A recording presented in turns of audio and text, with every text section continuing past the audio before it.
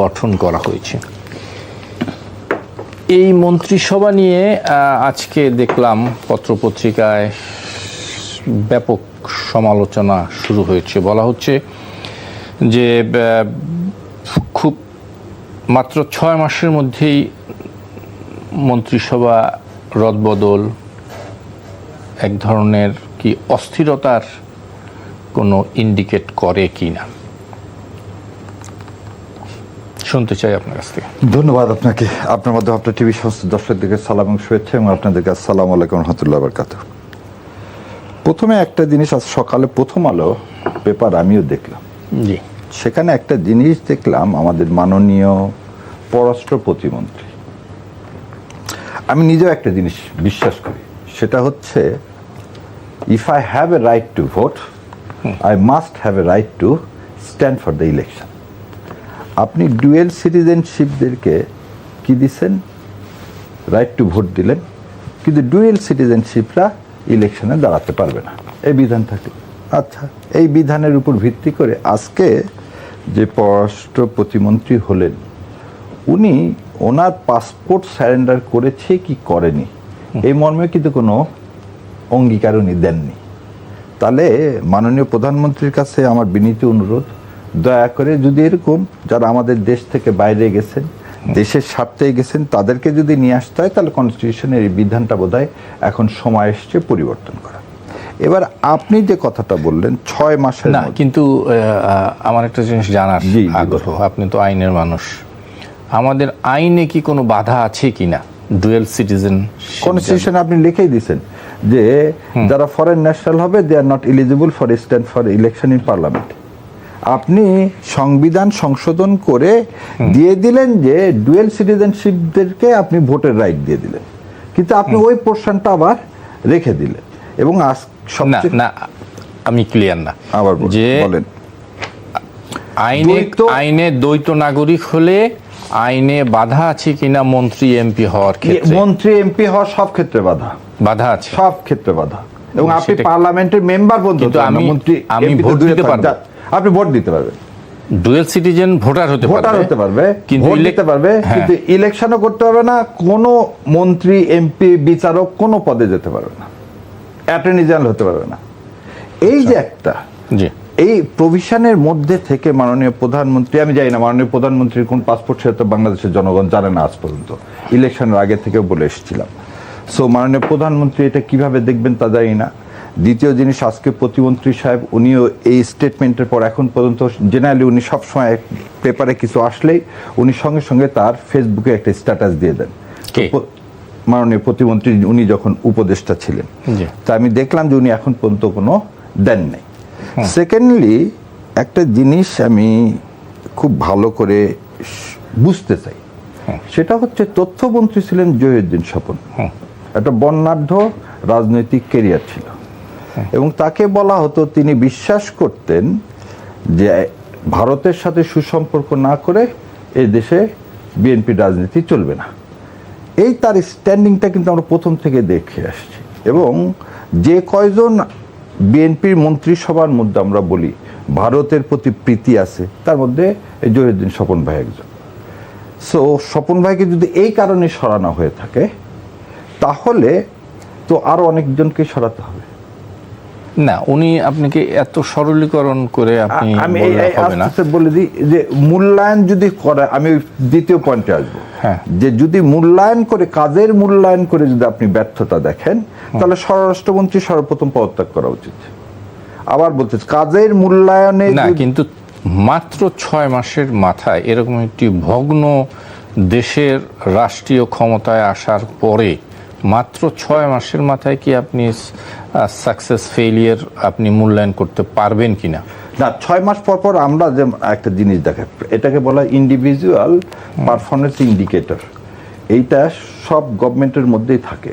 এখন কথা হচ্ছে যে আমি দেখতে পাচ্ছি যে আমার ব্যক্তিগত উপলব্ধিতে 6 মাসে আইন শৃঙ্খলা পরিস্থিতির যে অবনতি, বিদ্যুতের যে অবনতি, তাতে এই দুইজনারই আসলে পরিবর্তন হওয়া উচিত। তথ্যর ক্ষেত্রে অবাধ তথ্য প্রবাহ আপনি বলতেছেন। আবার এখানে একটা জিনিস আছে, আমি আবার সাধুবাদও দিতে চাই জহিরুদ্দিন স্বপনকে সরানোর জন্য, কারণ মিডিয়াগুলো আওয়ামী লীগকে প্রাসঙ্গিক করার জন্য যেভাবে একটা অবকাঠামো তৈরি করতে যাচ্ছে এবং তারা আরেকটা বয়ান সৃষ্টি করতে চাচ্ছে, আগেই ভালো ছিলাম, ইউনূস সাহেব সব খারাপ করে দিয়ে গেছে, আগে 17 বছর নিয়ে কোনো আলোচনা নাই, বিএনপি নিয়ে 6 মাস নিয়ে আলোচনা নাই, এই মাঝখানে 2 বছর নিয়ে, তো এই জায়গাতে মনে হয় না জহিরুদ্দিন স্বপন এই যে ফ্যাসিস্ট কালচারাল ফ্যাসিস্টদেরকে যে সুযোগ করে দিলেন, না ওনার একদম মন্ত্রীর কালচারাল ফ্যাসিস্টদের সুযোগ করে দেওয়ার মন্ত্রীর কোনো আসলে ভূমিকা আছে বলে আমি মনে করি না। আর দ্বিতীয় কথা হলো যে আমরা যতদূর দেখেছি গত 6 মাসে উনি একজন সাংবাদিক বান্ধব মন্ত্রী হিসেবে ওনাকে অ্যাকসেপ্ট করা হয়েছে। না এটাই হচ্ছে কথা, হচ্ছে ফ্রিডম আপনি 6 মাসে দেখেন উনি কিন্তু একটা কমিশনও করে দিয়েছিল মনে হয়, এবং সেটা নিয়ে বোধহয় এই সপ্তাহে করার কথা ছিল, সাংবাদিকদের যে ওয়েজ যেটা নিয়ে দীর্ঘদিন ধরে যুদ্ধ হচ্ছে সেখানে। প্রথম কথা হলো যে মন্ত্রীর, আপনি হচ্ছে সাংবাদিক মানুষ, আপনি আমার চেয়ে ভালো জানেন, কিন্তু আইন যখন করা হয় এবং আপনি যখন একদম দাগি ফ্যাসিস্টদেরকে, যেমন একটা উদাহরণ দিই, আপনি যুদ্ধ অপরাধী ট্রাইব্যুনালের একজন আসামিকে আপনি একটা টিভিতে নিয়ে আসবেন প্রেজেন্টার হিসাবে, এবং আপনি মন্ত্রী বলতেছেন আমার কিছু করার নাই, এটা হতে পারে? এটা হতে পারে না। একজন এই নতুন জুলাইয়ে স্বাধীন গণমাধ্যম যদি স্বাধীনতা ভোগ করে যদি, তাহলে আসলে মন্ত্রীর কিন্তু এক্ষেত্রে এবার আপনাকে এইটার সত্যি কিছু করার নাই।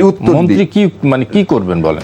বলতেছি আপনাকে, জেস মিল বলতেছে, ভাই ভালো জানে, এই liberty can be enjoyed if it is limited, unlimited liberty কখনো এনজয়মেন্ট হয় না। ওই জন্যই আমাদের ফান্ডামেন্টাল আইনটা করে দেওয়ার পিছনে কারণটা এটাই। আপনি এখন যেটা বলছেন শোনেন, পার্লামেন্ট ফর্ম অফ গভর্নমেন্টে বলা হয় collective responsibility, the cabinet স্যাং together Singh together, যদি ডোবেও একসাথে ডুববে, গান গালেও একসাথে ডুববে, এবং কনস্টিটিউশন মতে কিন্তু সেক্রেটারি কি রেসপন্সিবল, তার বিরুদ্ধে মামলা করতে হয়।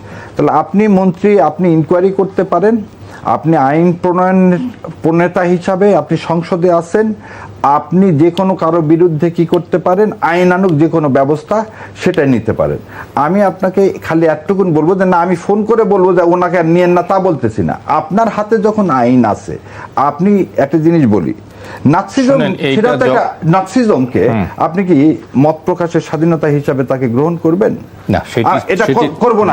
ঠিক আছে, কিন্তু কথা হলো যে একটা মন্ত্রী যদি এখানে হস্তক্ষেপ করতো, তাহলে আসলে এইটা নিয়েই আবার আমাদের সাংবাদিক মহলে, বিভিন্ন মহলে আপনারাই বুদ্ধিজীবীরা বলতেন যে স্বাধীন সাংবাদিকতায় হস্তক্ষেপ। আমি আবার আসবো আপনার কাছে, আমি আবার আসবো। শেষে খালি একটু আপনাকে বলে দিই, কালচারাল ফ্যাসিস্ট কখনো স্বাধীন মানে ফ্রিডম অফ স্পিচ হতে পারে না। জি, ডক্টর মতিনুর, আমরা আলোচনা করছিলাম মন্ত্রিসভার রদবদল নিয়ে। বিশেষ করে আমি যদি একটু বলি আপনাকে যে মাত্র 6 মাসের এই সরকারের মানে পার করেছেন, এর মধ্যে মন্ত্রিসভা রদবদল হতে পারে, এটা নিয়ে কোনো আমাদের কথা নেই, কিন্তু আমরা দেখলাম যে এক ধরনের অস্থিরতা আমরা দেখছি। আমি যদি সহজ করে বলি, দেখা গেছে যে গত 6 মাসে খাদ্য মন্ত্রণালয়ে 4 জন মুখ আমরা দেখলাম। মানে প্রথমে দেওয়া হলো আমিনুর রশিদকে, তার উনি মাত্র 37 দিনের মাথায় আবার চেঞ্জ করে দেওয়া হলো, প্রতিমন্ত্রী দেওয়া হলো সুলতান সালাউদ্দিন টুকুকে, তারপরে আবার তাকে সরাই নিয়ে মৎস্য প্রাণী সম্পদে দেওয়া হলো। এই যে এক ধরনের অস্থিরতা, এটা কেন? আবার যদি একইভাবে বলি, এই 6 মাসের ব্যবধানে একজন মানে পার্বত্য বিষয়ক মন্ত্রী দীপেন দেওয়ান, উনি আবার পদত্যাগও করলেন। সব কিছু মিলে একটু শুনতে চাই। আপনাকে ধন্যবাদ কাঞ্চন ভাই, এবং সম্মানিত সহ-আলোচক, সম্মানিত দর্শক শ্রোতা, সবাইকে শুভেচ্ছা এবং সালাম। আপনি যেভাবে জিনিসটি উপস্থাপন করেছেন এবং আমার সহ-আলোচক এই প্রসঙ্গগুলো নিয়ে যেভাবে কথা বলেছেন, আমার জায়গা থেকে আমি যেভাবে দেখতে চাই, আমার জায়গা থেকে সেটি হচ্ছে যে, দেখুন, সরকারের 180 দিনের একটা টার্গেট ছিল, এবং সেই 180 দিন ডে 1 থেকে একটা মন্ত্রী পরিষদ গঠিত হয়েছে, এবং এই 180 দিনটা আমি মনে করি একটা পরীক্ষামূলকভাবে ছিল, এবং সেটিকে কেন্দ্র করে মন্ত্রী পরিষদ প্রথমত রদবদল, এটি একটি চলমান প্রক্রিয়া হতে পারে। সরকার মনে করেছে যে এই জায়গাগুলোতে রদবদল হওয়া উচিত, সেই রদবদল করেছে। আমি এটাকে অস্থিরতা হিসেবেও দেখছি না, আমি এটাকে বিচ্ছিন্ন ঘটনা হিসেবেও দেখছি না। আমি মনে করি একটি চলমান প্রক্রিয়া, সেই চলমান প্রক্রিয়ার অংশ হিসেবে গভর্নমেন্ট এই পদক্ষেপে নিয়েছে বলে আমার জায়গা থেকে আমি ব্যক্তিগত মনে করি।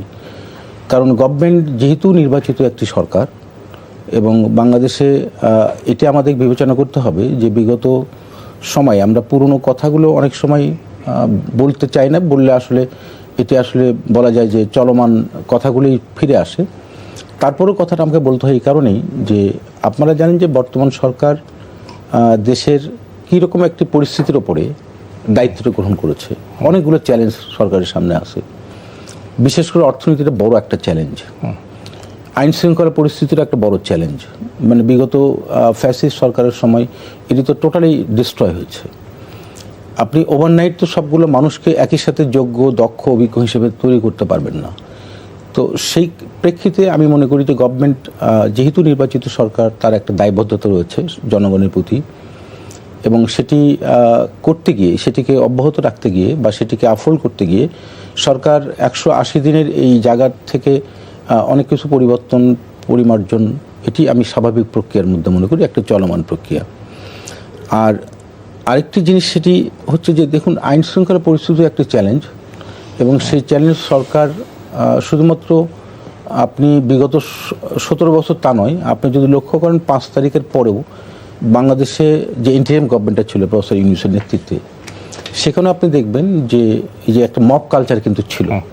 তো সুতরাং একটা দেশের উন্নয়ন, মব কালচার এখনো আছে না, একটা দেশের উন্নয়ন এবং তার যে অগ্রগতি, এটির অনেকগুলো কম্পোনেন্টের মধ্যে ইম্পর্টেন্ট হচ্ছে একটা স্থিতিশীলতা, একটা স্থিতিশীল পরিস্থিতি, পরিবেশ লাগবে। তো সেই দৃষ্টিকোণ থেকে আমি মনে করি যে 5 তারিখের পরে যেরকম একটা অস্থিরতা ছিল, ওই অস্থিরতা যে এখনো অব্যাহত ওই প্রক্রিয়ায় আছে তা আমি মনে করি না, বাট এটি যে টোটালি রিমুভ হয়েছে সেটাও আমি মনে করছি না, কিছু বিচ্ছিন্ন ঘটনা তো এখনো রয়েছে। সুতরাং সেই দৃষ্টিকোণ থেকে আমি মনে করি গভর্নমেন্ট যারা যে সমস্ত ডেস্কের যারা দায়িত্ব পালন করতে পারবেন, এটা প্রথম পর্যায়ে হতো এই জিনিসগুলো সেই বিবেচনায় দেওয়া হয়েছিল। পরবর্তীতে গভর্নমেন্ট চিন্তা করেছে এই জায়গাগুলোতে হয়তো কিছু পরিবর্তন হওয়া উচিত, দরকার, এবং সেটি গভর্নমেন্ট পরিবর্তন করেছেন। না, এটা হয়তো ভবিষ্যতে সেই জিনিসটা হয়তো পরিবর্তন তারা মনে করে। ঠিক আছে ডক্টর মতিনুর, আমি যে কথাটি বলতে চাচ্ছিলাম, আমার কাছে মনে হয়েছে যে কেমন যেন একটা পূর্ব পরিকল্পনা ছাড়াই আপনি এই কাজগুলো করেছেন। রদবদল প্রক্রিয়া দেখলে সেটি মনে হয় কেমন করে। আমি আপনাকে বলি, আপনি স্পিকার করলেন মেজর হাফিজ সাহেবকে, তাকে প্রথমে মন্ত্রিসভায় অন্তর্ভুক্ত হলেন, তারপরে ডেপুটি স্পিকার ছিলেন, উনিও মন্ত্রী ছিলেন, কিন্তু মাত্র কয়েকদিনের মাথায় আবার উনি স্পিকার হলেন, দুইজনই আবার, একজন স্পিকার একজন ডেপুটি স্পিকার। মানে তার মানে কি? তার মানে আপনার পরিকল্পনাই ছিল না যে আপনি সংসদে কাকে স্পিকার বানাবেন, কাকে ডেপুটি স্পিকার বানাবেন। এই যে সিদ্ধান্তহীনতা, এই যে পরিকল্পনার অভাব, এটি কিভাবে বলবেন আপনি? দেখুন কাঞ্চন ভাই, আপনি যে দৃষ্টিভঙ্গি থেকে দেখছেন, আমার দৃষ্টিভঙ্গি যে দুজন ব্যক্তিকে স্পিকার এবং ডেপুটি স্পিকার হিসেবে অ্যাপয়েন্ট করা হচ্ছে, আপনি দেখেন যে এই দুজন ব্যক্তি স্পিকার এবং ডেপুটি স্পিকারের দায়িত্ব পালন করতে গিয়ে দক্ষতার সাথে করছে কিনা। না, কোনো সন্দেহ নাই, আমি সেই আলোচনা করছি না, আমি করছি আমার বা পত্রপত্রিকার সমালোচনার জায়গাটা এইখানেই, যে স্থির মনে হচ্ছে না, পরিকল্পনার অভাব। আচ্ছা দেখুন, কারণ আমি আপনার পয়েন্টটা এক শুধু খাদ্য মন্ত্রণালয়ে আপনি 4 জন মন্ত্রীকে আসা যাওয়া করেন। বুঝতে পেরেছি, আমি বলি সেটা হচ্ছে দেখুন, পত্রপত্রিকায় সমালোচনা, এটি তো বর্তমান সরকারের তো সবচেয়ে বড় একটা জায়গা হচ্ছে যে প্রেস মিডিয়ার স্বাধীনতা। এই প্রেস মিডিয়ার স্বাধীনতা বর্তমান সরকার তো নিশ্চিত করেছেন। সুতরাং সেখানে পত্রপত্রিকায় এই সমালোচনা, এটি তো গণতন্ত্র।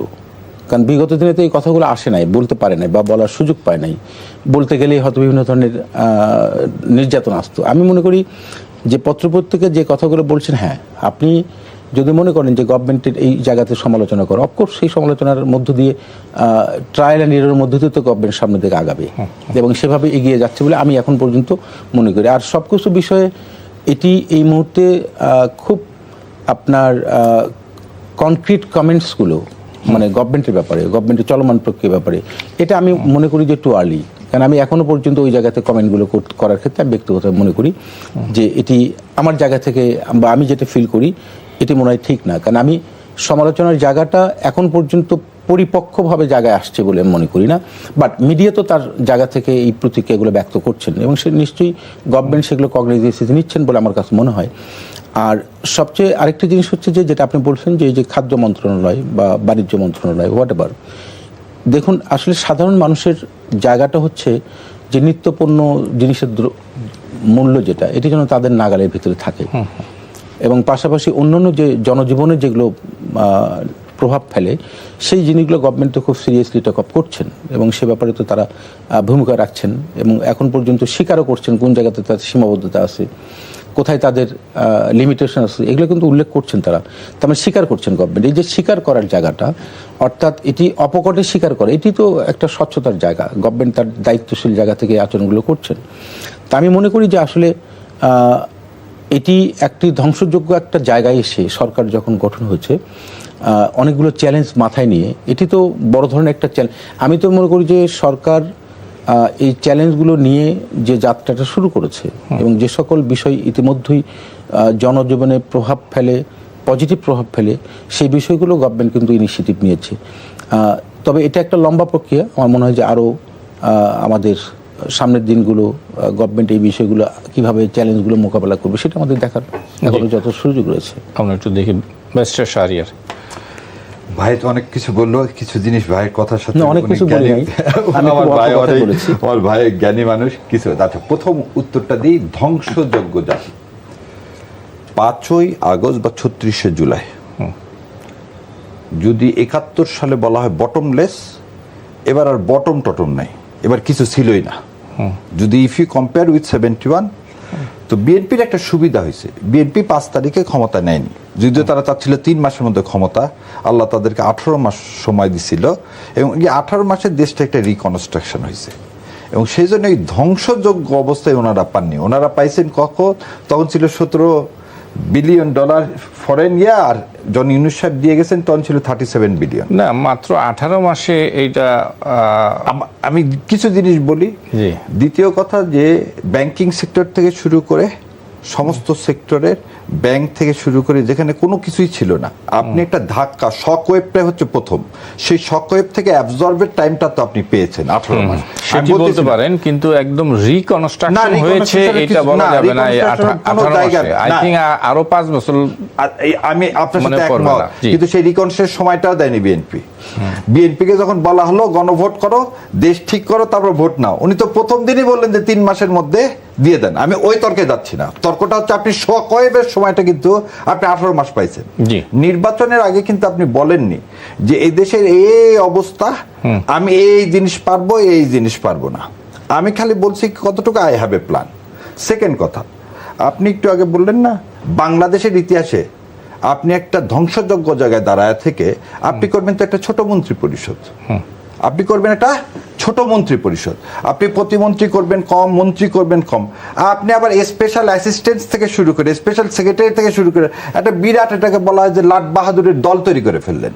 আপনি একদিকে বলতেছেন বিদ্যুৎ দিতে পারবো কি পারবো না 2 বছরের আগে জানাতে পারবো না, আপনি এর মধ্যে করে দিলেন কি একটা লাট বাহাদুরের। এবং আর একটা জিনিস আপনার তো অনেক প্রথম উত্তরের সাথে দিতে পারলাম, সেটা হলো আমি দেখতেছি যে কারো যদি মন্ত্রিত্ব পেতে হয়, বিশেষ করে তথ্যমন্ত্রী সাহেব, ওনার ক্রাইটেরিয়া হচ্ছে 2টা, কি সংসদ দেখে যা বুঝলাম, 1 জামাতের বিরোধিতা কত করতে পারবেন এবং 2 হচ্ছে কতখানি আপনি তেল দিতে পারবেন। এটাই তো ছিল জুলাইয়ের স্পিরিটের পুরাপুরি বিপরীতমুখী।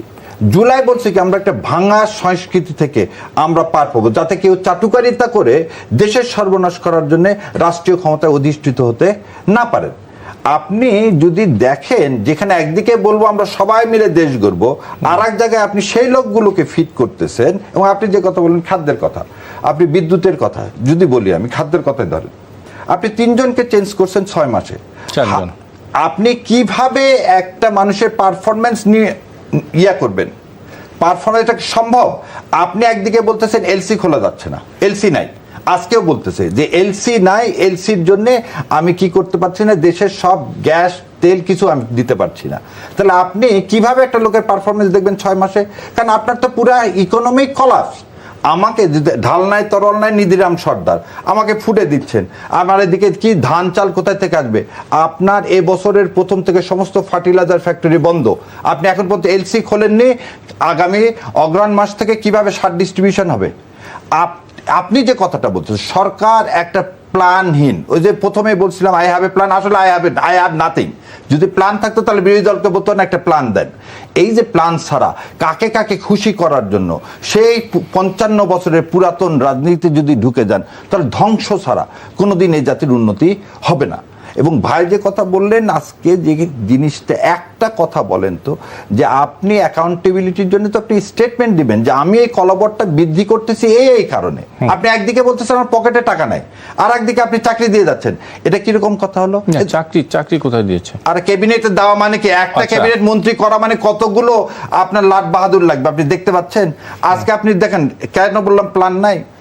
ভোলা থেকে বরিশালের সরাসরি ব্রিজ হলে দূরত্ব 25 কিলোমিটার, আর আপনি এখন যে রাস্তার আজকে কথা বলছেন সেটাতে লাগবে 3 থেকে 4 ঘন্টা, হয় এই ব্রিজটা করলে লাগবে আধা ঘন্টা। আপনি ব্যাপারে তো সিদ্ধান্ত হয়েছে। এই যে কথাগুলো, তার মানে you don't have a plan. আপনি কেন প্ল্যান বলছেন না? এটা তো এই ব্রিজটা করার ব্যাপারে সিদ্ধান্ত হয়েছে। এই যে আপনি কোন ব্রিজটা করার ব্যাপারে? ভোলার সাথে বরিশালে সেটা করেননি, আপনি এখন নিয়ে গেছেন মুলাদি হয়ে এই ঘুরে নিয়ে আসতেছেন বরিশালকে। আধা ঘন্টায় যে ব্রিজটা হওয়ার কথা সেই ব্রিজটা আপনি করলেনই না ভোলার সাথে। আপনি এখন নিয়ে গেলেন কি হাইওয়ে রোড করে 3-4 ঘন্টা দিয়ে ভোলা থেকে আসতে একটা লঞ্চে লাগে আধা ঘন্টা। তো কোন মানুষটাই 3-4 ঘন্টা দিয়ে রাস্তা দিয়ে যাবে? আপনি যেভাবে ঘুরে আসতেছে অনেক জনপদকে আমরা তো সে কথা বলিনি। আপনি এখন একটা জিনিস আমাকে বলেন, আপনার গ্যাস পাইপ লাইন শোনেন, এই জায়গাতেই বলতেছে পকেট ভারী করার প্ল্যান নেন না। সরাসরি 25 মাইলের গ্যাস পাইপ লাইন করতে কয় টাকা লাগবে? আর আপনি এই ঘুরে যে পাইপ লাইন করবেন, গ্যাস তো নিয়ে আসাই তো মূল উদ্দেশ্য। ভোলাতে আমাদের যে গ্যাস, শুধু গ্যাস না, জনপদের সাথে। আচ্ছা জি প্লিজ বলেন। ইকোনমিক গ্রোথের জন্য আপনার এখন প্রথম ক্রাইটেরিয়াটা কি? আমি বলতেছি অন্যান্য জনপদকে আপনি এই প্রশস্তকরণ করেন না কেন ভাই, সেটা আমার কোনো অসুবিধা নাই, কিন্তু আপনি করবেন কি যেটাতে কনজাম্পশন কম হবে, মানুষের সহজ হবে, ইকোনমিতে ভায়াবল হবে। আপনি এদের এখন বলেন শেখ হাসিনার মতো যদি এই আমার দরকার 15,000 মেগাওয়াট, আপনি 29,000 মেগাওয়াট করে রেখে দিয়ে গেছেন, এবং বছরে কত টাকা দিচ্ছেন? $420 বিলিয়ন দিচ্ছেন আপনি কি ক্যাপাসিটি চার্জ। এর নাম উন্নয়ন? জি, আমার মনে হয় আরেকটু এইখানে একটু শুনে আসি ডক্টর মতিনুর আপনার কাছ থেকে। দুটো বিষয় এখানে নিয়ে আসছেন, সেটা হলো যে সরকার সাশ্রয়ের কথা বলছেন, যেটি ডক্টর আমাদের ব্যারিস্টার সাহেব বললেন যে সরকার সাশ্রয়ের কথা বলছে, কিন্তু অনেক বড় ঢাউস মন্ত্রিসভা করেছেন, এবং আমরাও দেখছি যে হ্যাঁ মন্ত্রিসভার কলেবর অনেক বেড়েছে। প্রায় 70 জন মন্ত্রী, প্রতিমন্ত্রী এবং উপদেষ্টা এবং বিশেষ সহকারী নিয়ে একটা বড় কলেবরই আমরা আসছি, যেটার সাথে সাংঘর্ষিক। আপনার সাশ্রয়ের কথা বললেন, কিন্তু মন্ত্রিসভা অনেক বড় করলেন। আচ্ছা, না ধন্যবাদ আপনাকে। যেটি ব্যারিস্টার সাহেব যে কথাগুলো বললেন, হ্যাঁ, সেখান থেকে আমি আসি। সাশ্রয় তো মন্ত্রী পরিষদ বা উপদেষ্টা পরিষদ সব মিলিয়ে আপনার কাছে মনে হচ্ছে দৃশ্যমান বড়, এটা তো বড়ই, কিন্তু বিষয়টা হচ্ছে এই যে কৃচ্ছ্রতা সাধন বা অর্থনৈতিক যে গতিটাকে মিসইউজ যাতে না হয়, সেটি আপনি কয়েকটা উদাহরণ আপনাকে দিই। বাজেট ঘোষণার পরে যেটা আমাদের ব্যারিস্টার সাহেব বললেন, শেখ হাসিনার সাথে তুলনা করলেন। দেখুন, কথায় কথায় যখন আপনি শেখ হাসিনার সাথে তুলনা করেন, আপনি কোন জায়গাতে শেখ হাসিনার সাথে তুলনা করার মতো বর্তমান সরকারে আছে? আমি তো দৃশ্যমান দেখি না। আপনি সমালোচনা করতে পারেন। বাজেট ঘোষণার পরে যে ডিনার পার্টি হতো, সেখানে একটা বড় অঙ্কের টাকা রাষ্ট্রীয় কোষাগার যেত না, সেটা কি হয়েছে? হয় নাই। প্রাইম মিনিস্টারের দপ্তর থেকে এবং প্রাইম মিনিস্টারের নিত্য নৈমিত্তিক যে তার জীবন আচরণ, সেখানে কৃচ্ছ্রতা সাধন, আপনি বলতে পারেন যে এটি রিফ্লেকশনটা সবগুলো মন্ত্রণালয়ে আছে কিনা, সেটি একটা কোশ্চেন হতে পারে। আমার মনে হয় যে সেই রিফ্লেকশনটা হয়তো মাননীয় প্রধানমন্ত্রী চেষ্টা করছেন। আরেকটি জিনিস আপনি খেয়াল করেন যে তার যে গাড়ি বহর, সেখানে অনেকগুলো ইনভলভমেন্ট ছিল, সেগুলো তো নিয়ন্ত্রিত হচ্ছে। তার মানে এগুলো কি ইন্ডিকেটর নয় যে আমি আসছি? কাঞ্চন ভাই, আমাকে একটু বলার সুযোগ দেন, আমাকে সুযোগ দেন প্লিজ। এখানে যেটা ভোলার রাস্তার যে কথা বলেছেন, দেখুন, যখন কোনো সরকার কোনো জায়গায় ইনভেস্ট করতে চায়, সেই ইনভেস্টমেন্টের কিন্তু অনেকগুলো আউটকাম চাই গভর্নমেন্ট। আমি যখন কোনো একটা জায়গায় ইনভেস্ট করব, সেখানে যদি ওয়ান ওয়েতে আমি আউটকামটা পাই, আমি এটা যদি মাল্টি ডাইভার্সিটিস ফ্যাসিলিটেট করতে পারি, আমি ইনভেস্টমেন্টটা কিন্তু সেখানেই করবো। কারণ বাংলাদেশ তো উন্নত রাষ্ট্র নয় যে একটা ইনভেস্ট করলাম পরীক্ষামূলকভাবে, এর পরবর্তী তারা একটা ইনভেস্ট করলাম, তা না। আমি একটা, ওখানে 3টি উপজেলা আছে, আমি মনে করি হিজলা, yes, মেহেন্দিগঞ্জ, আমি মুলাদি, 3টি উপজেলা সেই কথা করা, বলছি, এবং মানে হিজলা বিশেষ করে তার মানে অনেকগুলো গ্যাসের একটা হাব হবে, ওখানে ইকোনমিক একটা জোন করা হবে, ওটা অনেক কিছু আছে, অনেকগুলো জনপদকে কভার করার জন্য কিন্তু নিশ্চয়ই প্ল্যানিংটা হচ্ছে। তো সুতরাং আমি মনে করি যে নিশ্চয়ই গভর্নমেন্ট এই প্ল্যানিংটা এমন হবে যাতে সকল জনপদ এখানে এই জায়গা থেকে অপরচুনিটিগুলো পায়, সুবিধাগুলো পায়। আরেকটা জিনিস যেটা বলছেন, দেখেন আমি একটা জিনিস উল্লেখ করতে চাইছিলাম না, কিন্তু উল্লেখ করি। প্রফেসর ইউনূস সরকার যখন ছিলেন, আপনাদের মনে থাকার কথা, ওনার যে প্রেস সেক্রেটারি ছিলেন শফিক সাহেব, সৌভাগ্যক্রমে টকশোতে একসাথে আমরা কাজও করেছি, উনি বলেছেন যে চাকরি প্রার্থী আমরা খুঁজে পাচ্ছি না, আমি কোট আনকোট বলছি, এবং আবেদন জমা পড়তেছে। কয়জন লোককে চাকরি দিয়ে গেছেন প্রফেসর ইউনূস 2 বছরে? দেন নাই। আরেকটু হচ্ছে উন্নয়ন, কিন্তু এটা একটি চলমান প্রক্রিয়া। এটা আজকে আমি গাছ রোপণ করলাম, তারপরে মানে কালকেই ফল আসবে, বিষয়টা এরকম নয়। এর তো একটা লং টার্ম, শর্ট টার্ম, এই মিড টার্ম একটা প্ল্যানিং থাকে। আমি এখানে উল্লেখ করতে চাই, দেখুন 1975 সালের 7 নভেম্বরের পরে শহীদ রাষ্ট্রপতি জিয়াউর রহমান কিন্তু রাষ্ট্রীয় ক্ষমতায় অধিষ্ঠিত হয়েছিলেন মানে তাকে করা হচ্ছিল, এটা আপনিও জানেন। তখন অর্থনৈতিক অবস্থা কীরকম ছিল? খুব ভঙ্গুর একটা অবস্থা ছিল, কোনো সন্দেহ নেই। নিশ্চয়ই উনি আমার সাথে একমত হবেন। আপনি 1991 সালে বেগম খালেদা জিয়া যখন প্রধানমন্ত্রী হলেন, বিগত লাস্ট 9 বছরের এরশাদ সরকারের সময়, তখন কিন্তু এরকম একটা অবস্থার মধ্যেই ছিল। দুর্ভাগ্য যে বিএনপি যখনই ক্ষমতা এসেছে, আপনি দেখবেন যে সবসময় ক্রাইসিসের পর থেকে কিন্তু তারা এসেছেন। ঠিক 2026 সালে জনাব তারেক রহমান রাষ্ট্রীয় ক্ষমতায় এসেছেন, প্রধানমন্ত্রীর দায়িত্ব নিয়েছেন, এখনই একই অবস্থা। অর্থাৎ আমি মনে করি 3টে জায়গায় যদি আপনি দেখেন, তাহলে গভর্নমেন্টের কিছু ফেলিয়ার তো আছেই, কিন্তু সাকসেসের রেটটা অনেক হাই। আপনি দেখেন যে আজকে বাংলাদেশে আমি বিশ্ববিদ্যালয় পর্যায়ে দেখি যে আমার 100 জন ছাত্র যদি থাকে, প্রায় 60% কিন্তু ফিমেল স্টুডেন্ট। এই গাছটি রোপণ করেছিলেন কিন্তু বেগম খালেদা জিয়া 1991 সালে, তার ফলটা আজকে আমরা পাচ্ছি। আমি মনে করি যে গভর্নমেন্ট এমন কিছু পরিকল্পনা নিচ্ছেন বা নিবেন, আমি মনে করি সেটা নিশ্চিত জনবান্ধব হবে, এবং তার ফল হয়তো তাৎক্ষণিকভাবে আমরা পাবো না, কিন্তু একটা সার্টেন টাইমের পরে এই ফলটা কিন্তু বাংলাদেশের মানুষ, জনগণ সেটা ভোগ করবে বলে আমার দৃঢ় বিশ্বাস।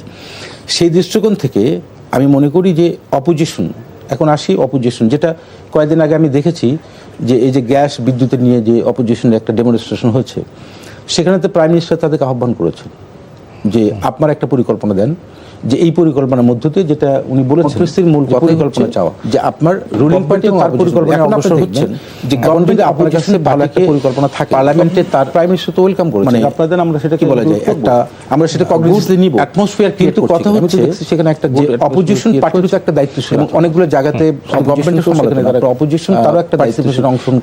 পার্লামেন্টারি ডেমোক্রেসির মূল কথাই হচ্ছে যে আপনার রুলিং পার্টি এবং অপোজিশন পার্টি। এখন আপনি দেখবেন যে গভর্নমেন্ট অপোজিশন পার্টিকে পার্লামেন্টে তার মানে কি বলা যায়, একটা গুড অ্যাটমসফিয়ার ক্রিয়েট করছে কিনা। আমি তো দেখছি সেখানে একটা গুড অ্যাটমসফিয়ার ক্রিয়েট হয়েছে, এবং অনেকগুলো জায়গাতে অপোজিশনকেও সেখানে তারা পার্টিসিপেশন অংশগ্রহণ করার সুযোগ দিয়েছে। আমার মনে হয় আলোচনায় অংশগ্রহণ করার সুযোগ দিয়েছে, বাদ বাকিটা কোথাও কিন্তু সেখানে স্পেস দেওয়া হয়নি।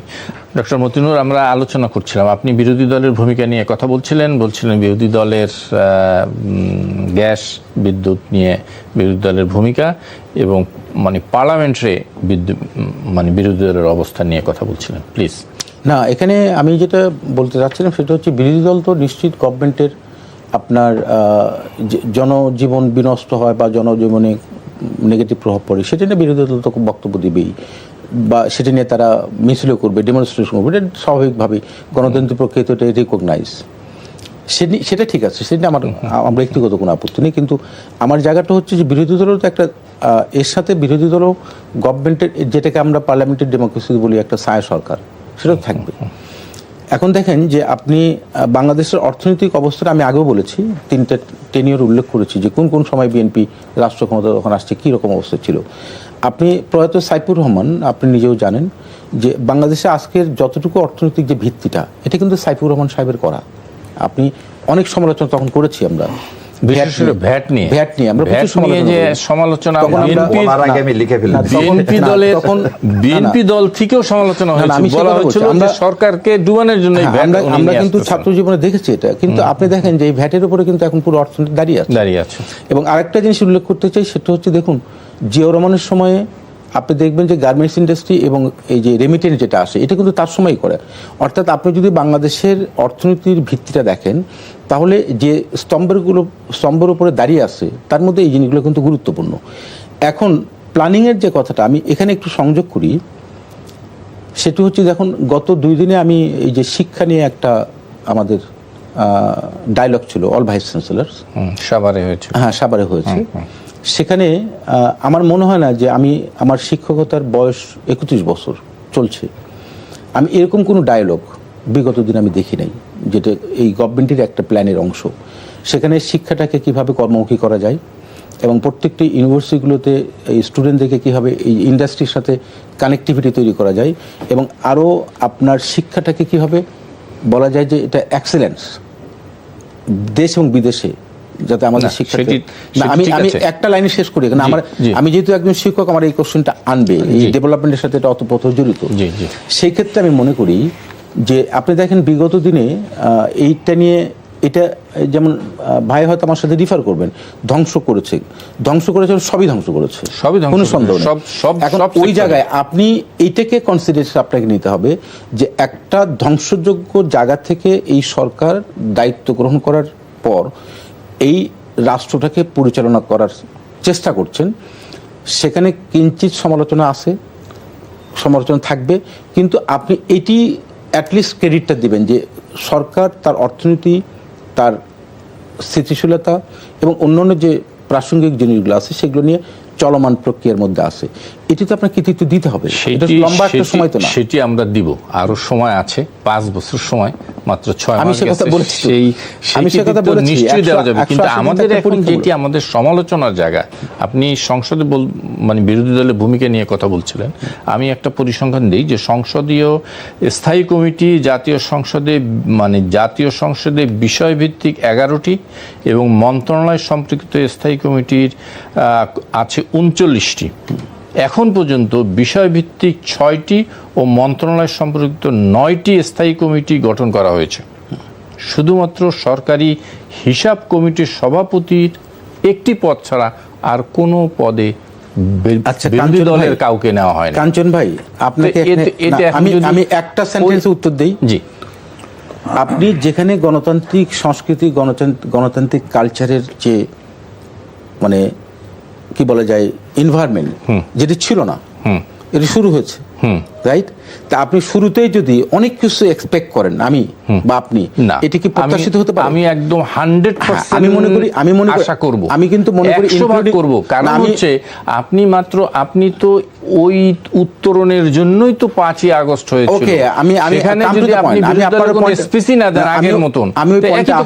আপনার সাথে একমত। সেটি হচ্ছে যে আপনি একটা ধ্বংসযোগ্য বলছি আমি এভরিথিং, অর্থাৎ কালচারের মানে একটা সবকিছুতে এই যাত্রাটা শুরু হয়েছে। আমি বলছি যে এটা 180 দিন।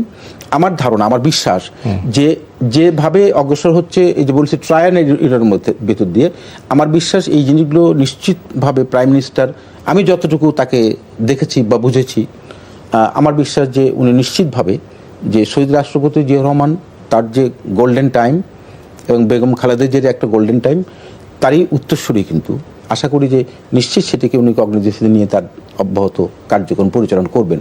আর ভাই একটা কোট করেছেন, আমি জন স্টুয়ার্ট মিলের, আমি ওই জায়গাতে আমি একটা কোট করি। জন স্টুয়ার্ট মিলের একটা বিখ্যাত বই আছে অন লিবার্টি, উনি নিশ্চয়ই পড়েছেন, আমিও পড়েছি। ওখানে বলা হয়েছে যে ইন্ডিভিজুয়ালিজম ব্যক্তি স্বাতন্ত্র্যবাদে, মানে কোটেশনটা এরকম, over himself, over his own body and mind, individual is sovereign. অর্থাৎ ব্যক্তি তার নিজের দেহ এবং মনের উপর সম্পূর্ণ স্বাধীন। যদি আমরা অলমাইটির কথা যদি কনসিডার, উনি তো নিয়ন্ত্রণ করেন আমাদেরকে।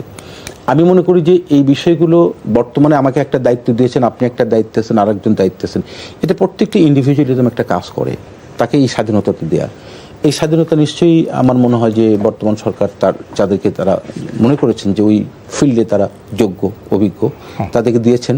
এবং সেখানে দিন শেষে গভর্নমেন্টের দায়ভারটা আসে। তো সুতরাং আমি মনে করি যে কালেকটিভ যেটা বলেছে রেসপন্সিবিলিটি, অফকোর্স পার্লামেন্টে collective responsibility both ruling party and opposition উভয়েরই আছে। এখন সেই জায়গাতে আমি মনে করি যে আমরা হাঁটি হাঁটি পা পা করে অনেক হোঁচট খেয়েছি, এটা সত্য, কিন্তু যে যাত্রাটা শুরু হয়েছে এটি যদি অব্যাহত থাকে আমার মনে হয় যে প্রত্যেকটি ব্যক্তিকেই এই জবাবদিহি এবং এই জায়গাতে কিন্তু আসতে হবে, ইনক্লুডিং ক্লিয়ার আপনার কথা, একদম ক্লিয়ার। ব্যারিস্টার শাহরিয়ার, আমরা একটু শুনতে চাই আপনার কাছ থেকে। আমি ভাইয়ের কথাগুলো সত্যিই খুব আশার সঞ্চার করে, যদি একমত হতে পারতাম। এটাই তো নির্বাচনী ইশতেহার। এই নির্বাচনী ইশতেহার, this is the contract, social contract থিওরিতে আমার ছাত্র ইস্টুডেন্টের সামনে বলতে চাচ্ছি না, তারপর বললাম রুশোর সোশ্যাল কন্ট্রাক্ট থিওরিতে এই ইশতেহারটাই হচ্ছে contract between the people and BNP, and রাষ্ট্রের সাথে কন্ট্রাক্টটা হচ্ছে এই কনস্টিটিউশন। আপনি বললেন দলীয়করণের যে রাজনীতি সেখান থেকে বের হয়ে আসবে। আপনি জুলাই সনদে কেন, আপনি একটু আগে যে কথা বললেন সংসদীয় কমিটিতে নেওয়া হবে, এটা এখানে আছে, আপনার এখানেও আছে। 70 অনুচ্ছেদে রাষ্ট্রপতি নির্বাচন করলেন, 70 অনুচ্ছেদে বলছেন যে সব এমপিরা কি হবেন, স্বাধীনভাবে ভোট দিতে পারবেন। কোথায় আছে? 70 অনুচ্ছেদ এখনো বলবৎ আছে। বলেনি আগে, আপনি তো এখানে বলছেন, আপনি কোনটার বলবৎ বলেন? আপনি কনস্টিটিউশন তো নাই, 70 অনুচ্ছেদ তো পাল্টায় নাই। আমার কথাটা আগে আমি শেষ করে দিই। 70 অনুচ্ছেদ পাল্টায়নি, আপনি তো এখনো কিসের মধ্যে আছেন? ডক্ট্রিন অফ নেসেসিটির মধ্যে আছেন। আপনি তো এই কনস্টিটিউশন করেন, আপনি সরকারি অবৈধ। না না না, ডক্ট্রিন অফ নেসেসিটির মধ্যে আমি নাই। আমি শেষ করতে দিই। আপনি ইলেকশন করলেন কোন সংবিধানের আন্ডারে? আপনি 70 অনুচ্ছেদের সময় এখানে বলতেছেন, আপনি তো ইলেকশন করছেন আমার এটার আন্ডারে।